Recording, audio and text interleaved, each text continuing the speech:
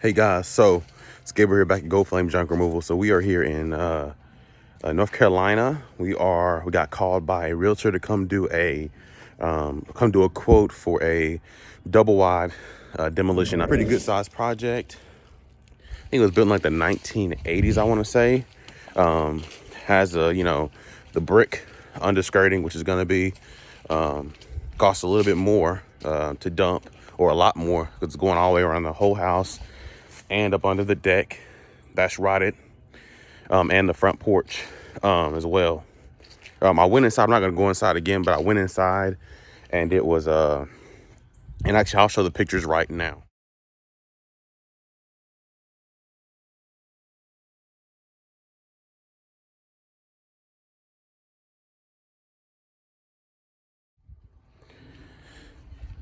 So guys, those were the pictures of the mobile home in the inside, and so you can definitely tell it hasn't been taken care of.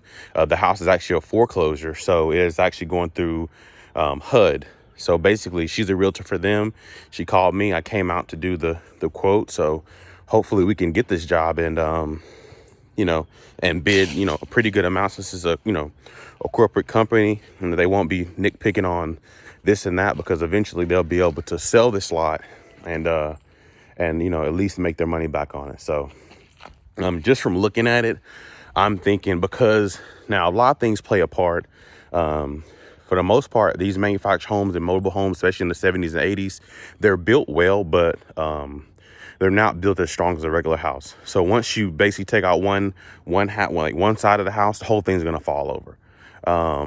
Even if I was to take out this side, this stud right here, I guarantee this whole house will just collapse because of how the floors and everything looks on the inside.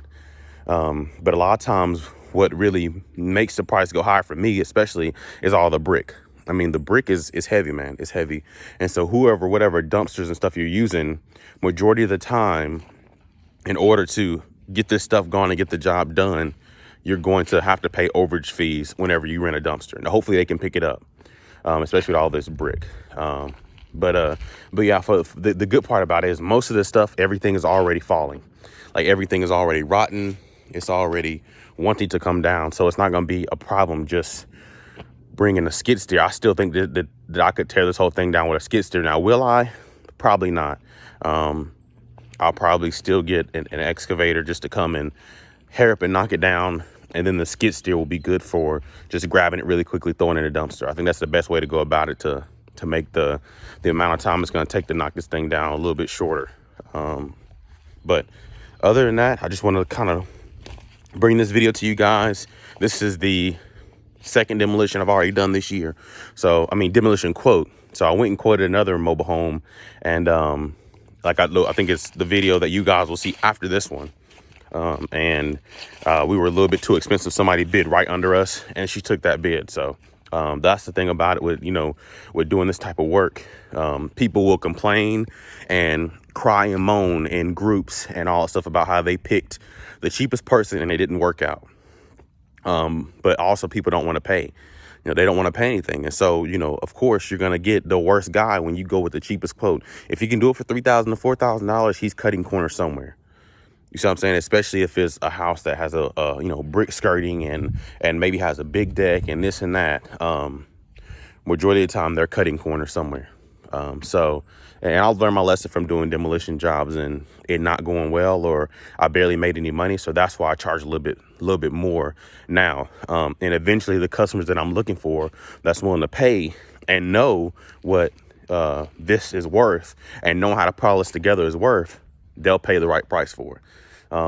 So yeah, I'm gonna make some more calls about getting permitting and stuff like that, see how much that whole process and how much that cost. I think with HUD, a lot of times they're not actually going to give you a down payment. It's like they only pay you after the job is done. So you have to make sure you have enough funds to actually do a demolition like this and cover all the initial upfront pricing and everything, and then be able to wait 3 to 5 days to get paid from them.